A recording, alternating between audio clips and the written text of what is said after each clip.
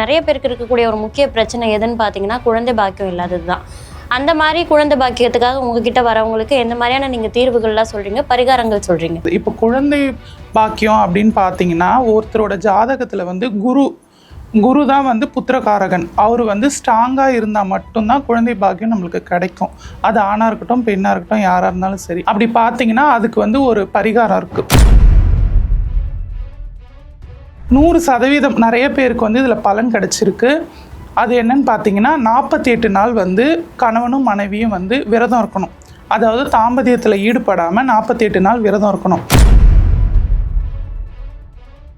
அதாவது குருக்கு உகந்த தானியம்னு பார்த்தீங்கன்னா கொண்டக்கடலை. அதுக்கப்புறம் அவரோட நிறம் என்னன்னு பார்த்தீங்கன்னா மஞ்சள். ஒரு மஞ்சள் வஸ்திரம் வாங்கி அதை ஒரு கர்ச்சீஃப் அளவுக்கு கட் பண்ணிடணும். கட் பண்ணிவிட்டு அதுக்குள்ளே 5 மூக்கடலை வச்சு ஒரு முடிச்சு மாதிரி அதை கட்டிடணும். நூல் வச்சு கட்டிட்டு அவங்க தாம்பத்தியத்தில் ஈடுபடும் போது அதை கணவனுக்கு தெரியாமல் அவங்களோட தலகாணி அடியில் வச்சுக்கணும். அவங்க தாம்பத்தியத்தில் ஈடுபடும் போது அது இருக்கணும் அந்த தலகாணி கீழே. பிறந்த ஜென்ம நட்சத்திரம் எந்த நாளில் வருதுன்னு பார்த்து அந்த நாளில் ஆரம்பிக்கணும். அப்படி இல்லைன்னா நம்ம கிழமை 7 நாள் இருக்கு இல்லைங்களா, அதில் எந்த கிழமையில் நம்ம பிறந்தோமோ அந்த கிழமையை சூஸ் பண்ணிக்கணும். ரெண்டுத்தில் ஏதாவது ஒன்று செலக்ட் பண்ணிக்கணும். தொடர்ந்து அந்த 5 தடவையுமே அதை தான் செலக்ட் பண்ணி நம்ம அந்த பரிகாரத்தை பண்ணும்போது கண்டிப்பாக இந்த 5 வாரம் முடியறதுக்குள்ளே அவங்களுக்கு கண்டிப்பாக குழந்தை பாக்கியம் கிடைக்கும்.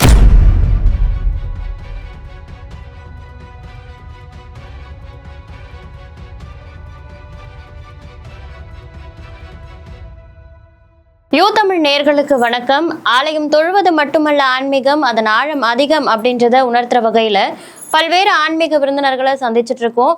அந்த வகையில இன்னைக்கு நம்ம கூட சுயம்பு ஆதி அங்காள பரமேஸ்வரி கோவிலின் நிறுவனர் சக்தி ஸ்ரீஜா அவர்கள் தான் இணைஞ்சிருக்காங்க. வணக்கம்.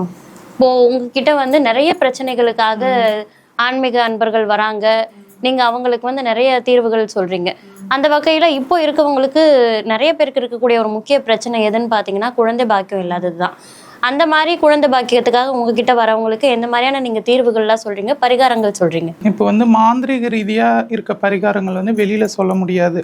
தாந்திரிக முறைப்படி இருக்க பரிகாரங்கள் பார்த்தீங்கன்னா நம்ம வீட்டில் இருக்க பொருட்களை வச்சு நம்மளே பண்ணிக்கலாம். அதுக்கு யாரோட உதவியும் நம்மளுக்கு தேவை கிடையாது. இப்போ குழந்தை பாக்கியம் அப்படின்னு பார்த்தீங்கன்னா ஒருத்தரோட ஜாதகத்தில் குரு தான் புத்திரகாரகன். அவர் ஸ்ட்ராங்காக இருந்தால் மட்டும்தான் குழந்தை பாக்கியம் நம்மளுக்கு கிடைக்கும்.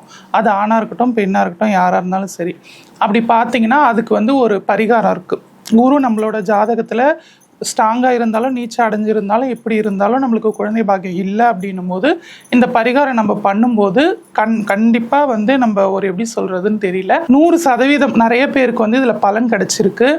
அது என்னன்னு பார்த்தீங்கன்னா 48 நாள் கணவனும் மனைவியும் விரதம் இருக்கணும். அதாவது தாம்பத்தியத்தில் ஈடுபடாமல் 48 நாள் விரதம் இருக்கணும். அந்த 48 நாள் விரதம் முடிஞ்சதுக்கப்புறம் அவங்களோட அப்பா அம்மா அவங்கக்கிட்ட ஆசீர்வாதம் வாங்கணும். அதுக்கப்புறம் ஒரு விநாயகர் கோவிலில் போயிட்டு அங்கே போயிட்டு அவருக்கு ஒரு அர்ச்சனை பண்ணி அவரோட கோவிலில் 11 தடவை வலம் வரணும். வலம் ஒரு அர்ச்சனை பண்ணிட்டு வந்துடணும். அதுக்கப்புறம் பார்த்தீங்கன்னா குலதெய்வம் ஒருத்தரோடைய வாழ்க்கையில் எந்த ஒரு நல்ல விஷயம் கெட்ட விஷயம் எது இருந்தாலும் அவங்களுக்கு குலதெய்வத்தோட அருள் நம்மளுக்கு வேணும். அதனால குலதெய்வத்தோட கோவிலுக்கு போய் அங்கே ஒரு அர்ச்சனை பண்ணிட்டு வந்துடணும். அதுக்கப்புறம் வளர்பிற சஷ்டியில் முருகர் வள்ளி தேவி யானையோட இருக்க ஆலயத்தில், அதாவது வள்ளி தேவசேனாவோட சுப்பிரமணியர் எந்த ஆலயத்தில் இருக்காரோ அந்த ஆலயத்தில் போயிட்டு சஷ்டி அன்னைக்கு விரதமாக இருந்து சாயங்காலம் அந்த ஆலயத்துக்கு போய் ஒரு அர்ச்சனை பண்ணிட்டு வந்ததுக்கப்புறம் அவங்க தாம்பத்தியத்தில் ஈடுபடும் போது, அதாவது குருக்கு உகந்த தானியம்னு பார்த்தீங்கன்னா கொண்டக்கடலை. அதுக்கப்புறம் அவரோட நிறம் என்னன்னு பார்த்தீங்கன்னா மஞ்சள். ஒரு மஞ்சள் வஸ்திரம் வாங்கி அதை ஒரு கர்ச்சீஃப் அளவுக்கு கட் பண்ணிடணும். கட் பண்ணிவிட்டு அதுக்குள்ளே 5 மூக்கடலை வச்சு ஒரு முடிச்சு மாதிரி அதை கட்டிடணும். நூல் வச்சு கட்டிட்டு அவங்க தாம்பத்தியத்தில் ஈடுபடும் போது அதை கணவனுக்கு தெரியாமல் அவங்களோட தலகாணி அடியில் வச்சுக்கணும். அவங்க தாம்பத்தியத்தில் ஈடுபடும் போது அது இருக்கணும் அந்த தலகாணி கீழே. இருந்ததுக்கப்புறம் காலையில் அவங்க எழுந்ததுக்கப்புறம் யாருக்கும் தெரியாமல் இதை ஆண் எடுக்கக்கூடாது, பெண் தான் எடுக்கணும். அதை யாருக்கும் தெரியாமல் எடுத்து யாரோட கண் பார்வையிலையும் படாமல் அதை வச்சிடணும். அதாவது இது எந்த நாளில் இதை பண்ணணும்னு பார்த்தீங்கன்னா அந்த பெண்ணோடைய பிறந்த நட்சத்திரம் அப்படி இல்லைன்னா பிறந்த கிழமை ரெண்டுத்தில் ஏதாவது ஒன்று. அதாவது எதை நம்ம ஸ்டார்டிங்கில் எடுக்கிறோமோ, அதாவது ஒன்று நட்சத்திரம் நம்ம அதாவது மாதத்தில் எல்லா நாளுமே ஒவ்வொரு நட்சத்திரம் வரும். அப்போ நம்ம பிறந்த ஜென்ம நட்சத்திரம் எந்த நாளில் வருதுன்னு பார்த்து அந்த நாளில் ஆரம்பிக்கணும். அப்படி இல்லைன்னா நம்ம கிழமை திங்கள் 7 நாள் இருக்கு இல்லைங்களா, அதில் ஒரு எந்த கிழமையில் நம்ம பிறந்தோமோ அந்த கிழமையை சூஸ் பண்ணிக்கணும். ரெண்டுத்தில் ஏதாவது ஒன்று செலக்ட் பண்ணிக்கணும். தொடர்ந்து அந்த 5 தடவையுமே அதை தான் வந்து செலக்ட் பண்ணி நம்ம அந்த பரிகாரத்தை பண்ணும்போது கண்டிப்பாக இந்த 5 வாரம் முடியறதுக்குள்ளே அவங்களுக்கு வந்து கண்டிப்பாக குழந்தை பாக்கியம் கிடைக்கும். அந்த குழந்தை பிறந்ததுக்கப்புறம் அந்த முடிச்சுகள் இருக்குது இல்லைங்களா, அதை வந்து ஓடுற தண்ணியில் எடுத்துகிட்டு போய் விட்டுடணும். இதுதாம்மா. இதை பண்ணும்போது கண்டிப்பாக இதில் சக்ஸஸ் ஆகும். இப்போ குலதெய்வ வழிபாடு பண்றதுக்கும் குழந்தை பாக்கியம் கிடைக்கிறதுக்கான ஒரு சிறந்த வழின்னு சொன்னீங்க. இப்ப இருக்க நிறைய பேருக்கு வந்து குலதெய்வம் எதுனே தெரியல, இஷ்ட தெய்வத்தை கும்பிடுறாங்க. குலதெய்வத்தை மறந்து இஷ்ட தெய்வத்தை கும்பிடுறதுனாலும் நம்மளுக்கு அந்த பலன் கிடைக்குங்களா? இஷ்ட தெய்வம்ன்றதை விட குலதெய்வம்னும் போது நம்மளுக்கு தெரியல அப்படின்னும் போது அது தெரிஞ்சுக்கிறது மாந்திரியத்தில் நிறைய வழிகள் இருக்குது. அதுபடியாக அவங்களோட குலதெய்வம் எப்படி என்னன்றதை கண்டுபிடிச்சி அதை அவங்க வழிபாடு பண்ணலாம். இல்லை எனக்கு அதெல்லாம் தேடுற வரைக்கும் எனக்கு நேரம் இல்லை அப்படின்னும் போது எல்லா தெய்வங்களும் காமாட்சிக்குள்ளே அடக்கும். காமாட்சி அம்மனை வந்து தான் குலதெய்வமாக ஏற்றுக்கிட்டு அவங்களுக்கு போய் ஒரு அர்ச்சனை பண்ணிட்டு வந்து அதுக்கப்புறம் இவங்க அந்த பரிகாரத்தை பண்ணலாம். குலதெய்வத்தை கண்டுபிடிக்கிற அந்த வழிமுறைகள் ஏதாவது நீங்க பண்ணிட்டு இருக்கீங்களா? பண்ணிட்டு இருக்கோம். ஆனா அது வந்து ரகசியமா கையாளுறதுனால வெளியில சொல்றது இல்லை அந்த விஷயங்கள். இப்போ அந்த மாதிரி கண்டுபிடிச்சு சொல்லும் பொழுது ஓப்பனா இதுதான் அப்படின்னு சொல்லிடுவீங்களா? இதுதான் இந்த குலதெய்வம் வந்து குலதெய்வத்தோட பேரு எல்லாமே வந்து எந்த ஊர்ல, அதாவது சூட்சமமா சொல்லுவோம். இந்த ஊருக்கோட பேர் இந்த ஆரம்ப எழுத்து இது, அந்த ஊரை சுத்தி இப்படி இருக்கும், அந்த தெய்வம் ஆண் தெய்வமா பெண் தெய்வமா, அந்த தெய்வத்தோட ரூபம் என்ன, அதோட அவதாரம் என்ன அப்படின்றத எல்லாமே தெளிவா சொல்லிடும். இப்போ குழந்தை பாக்கியம் பெறறதுக்கு இப்படி ஒரு பரிகாரம் இருக்கு அப்படின்னு சொன்னீங்க. இதை தாண்டி எளிய முறையில பண்ணக்கூடிய இன்னும் சில பரிகாரங்கள் ஏதாச்சும் இருக்குங்களா? இருக்கு.